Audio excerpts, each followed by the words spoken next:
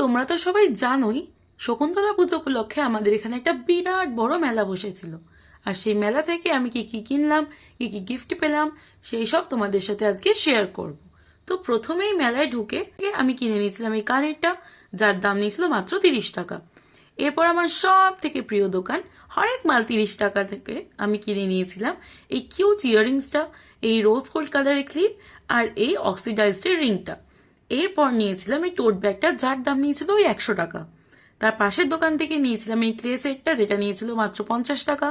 তারপরে পোড়ামাটি চুড়ি দুটোর দাম পড়েছিল 25 থেকে 30 টাকার মধ্যে। এরপর এই চুড়িগুলো কিনেছি রং মিলিয়ে, যার দাম নিয়েছিল প্রতি পিস 10 টাকা করে।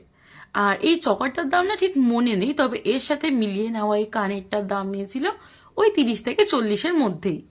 তারপর এই গোল বালাটার সাথে সেট করে এই চুড়িগুলোও নিয়েছিলাম, যার দাম পড়েছিল 50 টাকা। আর এই কানেরটার মতো আমি একটা কালো কানেরও নিয়েছিলাম, যার প্রতি জোড়া নিয়েছিল 30 টাকা করে। আর এই যে এই ফুলের গোছাটা, এটার দাম ওই কম বেশি 100-র মধ্যেই ছিল।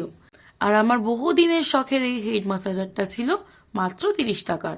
তো তোমরা এবার আমাকে কমেন্টসে জানাও ভিডিওটা কেমন লাগলো, আর আমি মোট কত টাকার জিনিস কিনেছি মেলা থেকে।